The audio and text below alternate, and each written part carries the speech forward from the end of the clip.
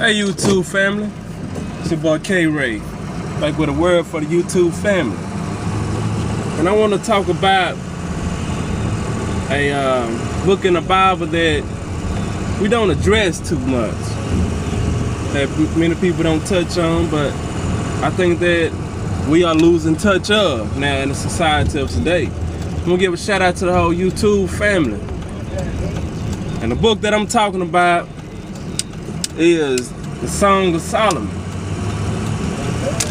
A lot of us today, we wonder why we get in so much trouble with cohabitation, but we don't really know the true meaning of loving one another. Now, Song of Solomon can be interpreted in 2 or 3 different ways, but it's all good, I believe, for the process of God, because God is love. I think that it all works out to the good. If you look at it, it's not, if you look at sex, you know, God made sex, and sex is good. He made that, you know, for our pleasure. So this, and when you look at it one way, you look at the Song of Solomon as in pleasure.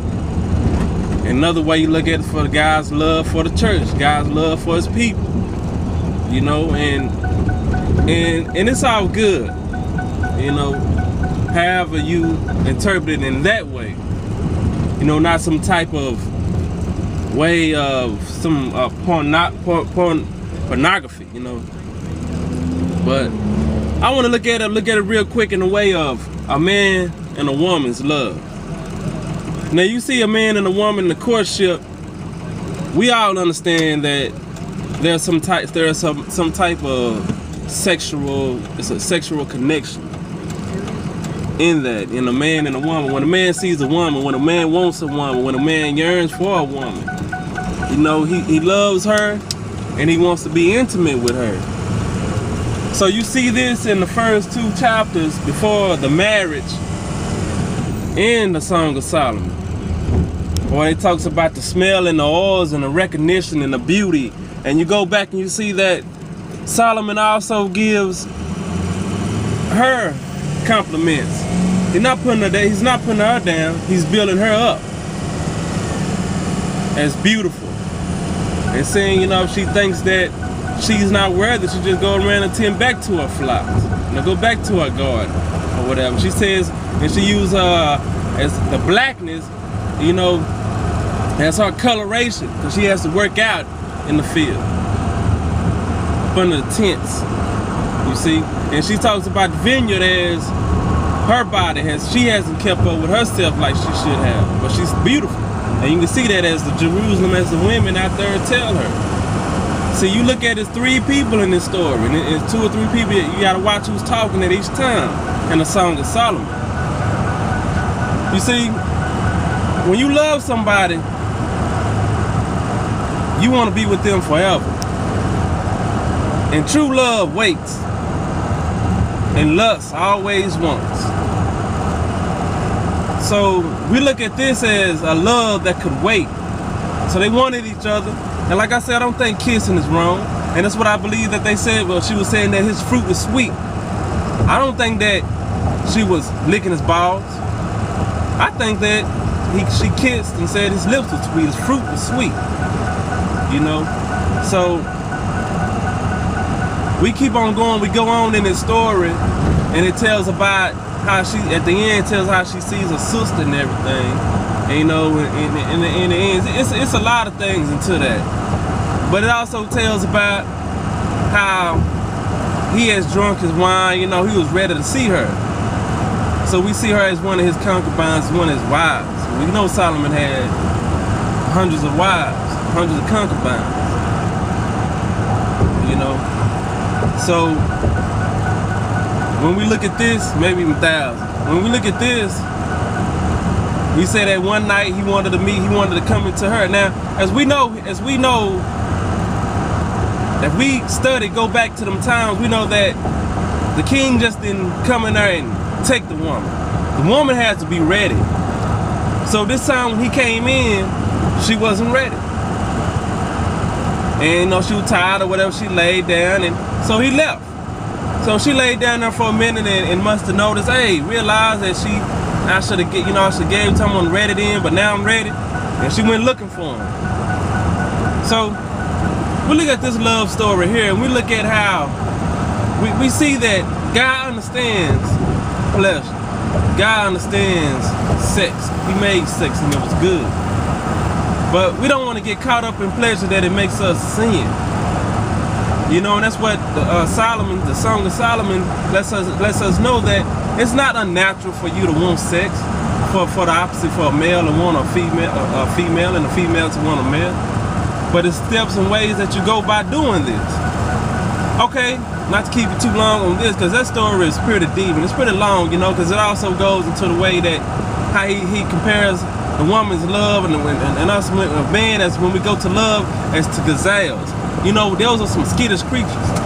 They hear a branch break, they taking off, and it's just like a woman's love. You gotta approach her with calmness, steadiness, not too fast. You know, you build her up, build her confidence up.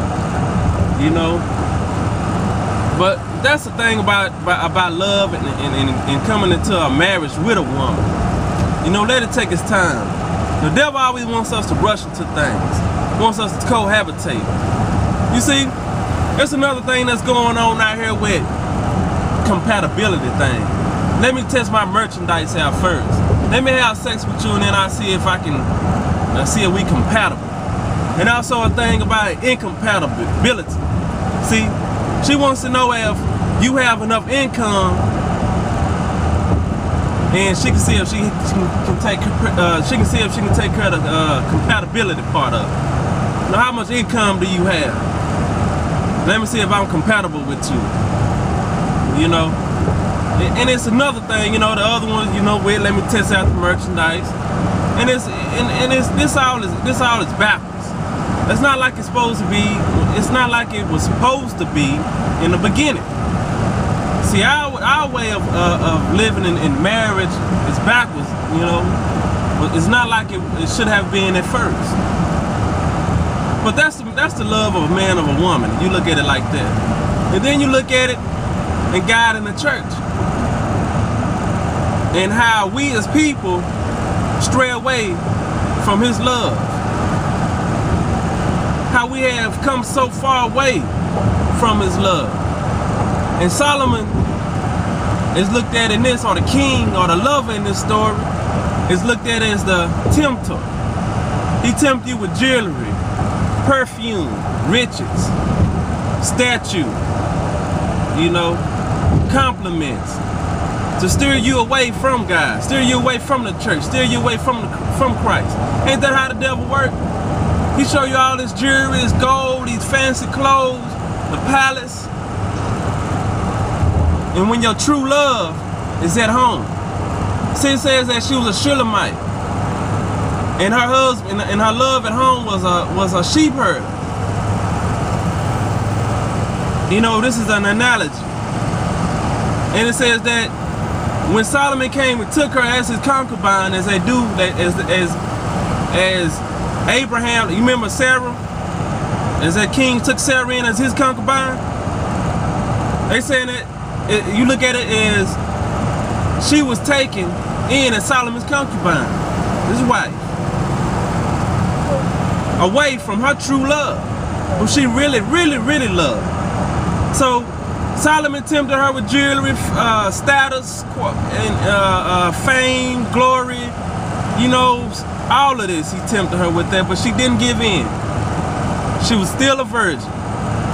So it talks about the walls and the pillars and everything, but you have to read the Song of Solomon. Really, it is a true love story.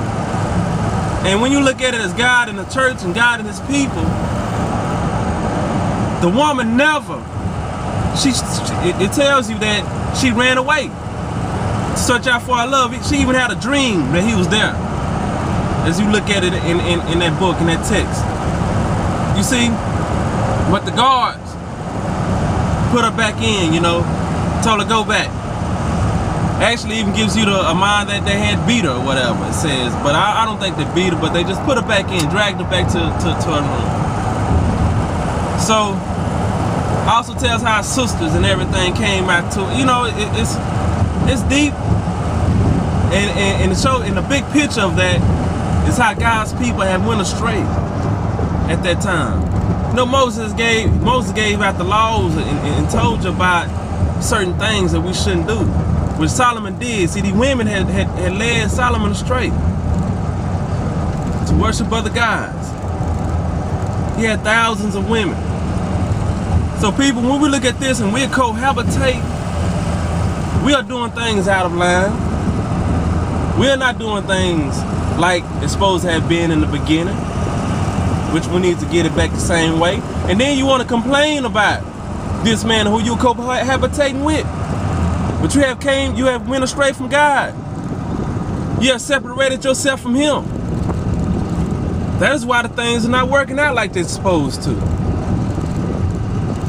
You confused. You thinking, oh, they should have made a book about this. I wish somebody wrote a book about this. Well, they have wrote a book about this, and it's a poem, a Song of Solomon. They have wrote a book about cohabitation and love, life, and marriage, and courting and dating. And it's the Bible. It tells you the way that you should live before leaving earth. You know, before you have that child. See, and it is people out here with children that's getting with other people that have children. And see, you get into conflicts with other people with children because their children don't want to mind you. Now you have to call that father for his child, and he's telling you, the father telling you, stop crying and arguing with that child. But father, won't you do something with your children?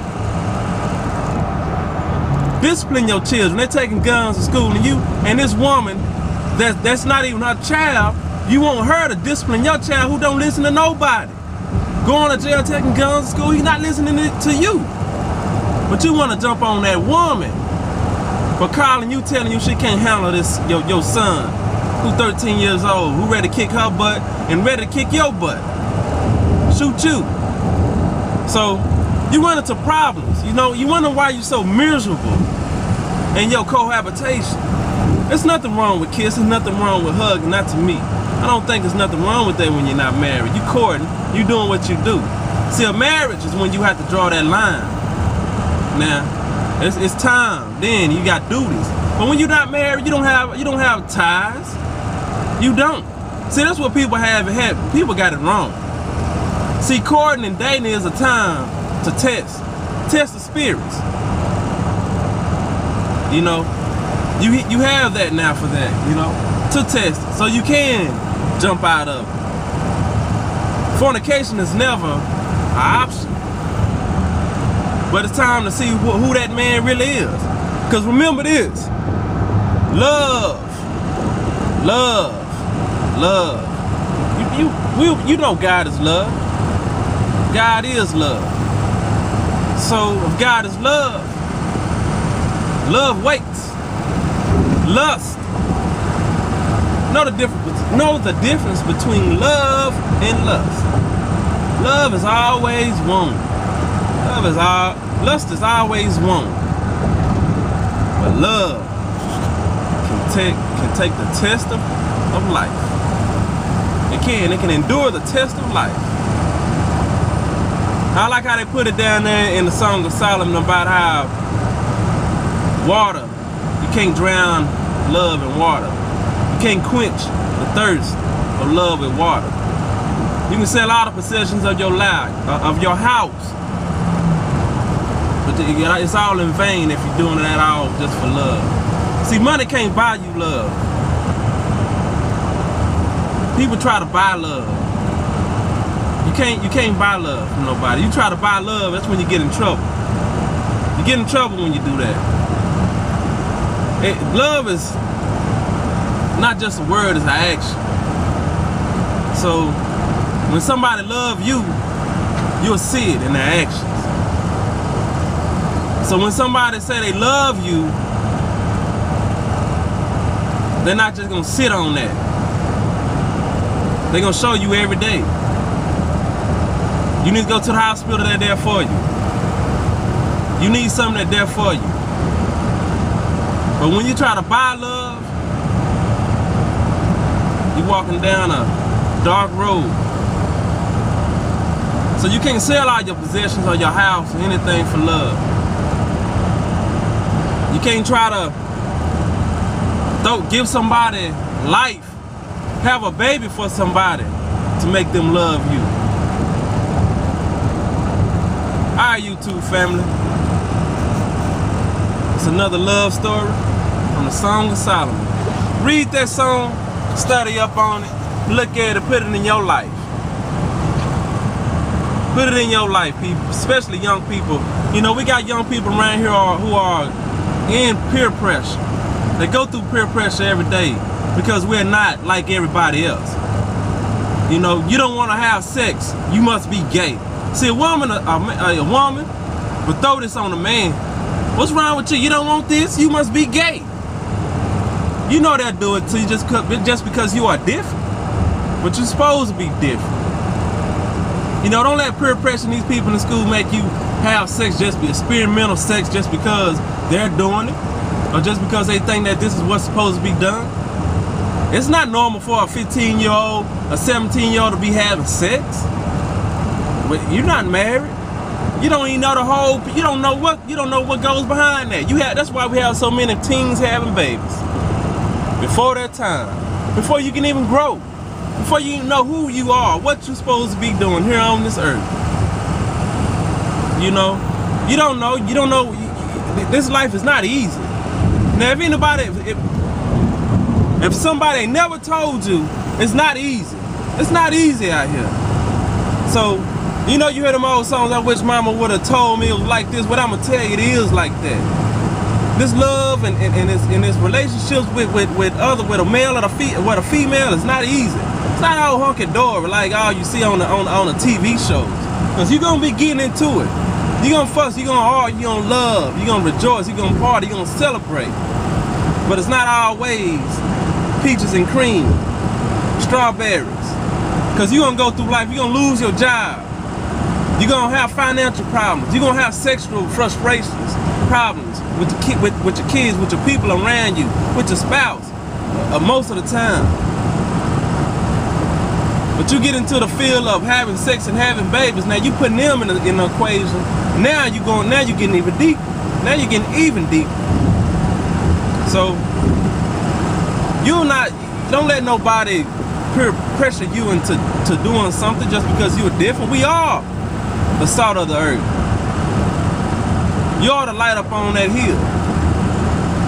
So, especially if, I'm talking to the Christians, So I'm sorry I kept y'all this long on this, man, but this topic here is very important because we have children out here right now, born and wedlock, vows to children out here that's doing bad things, who need their father, who need their mother, who need to know right from wrong, who need to know about love, who need to know that sex is good. Sex comes from God. Love is God. God is love.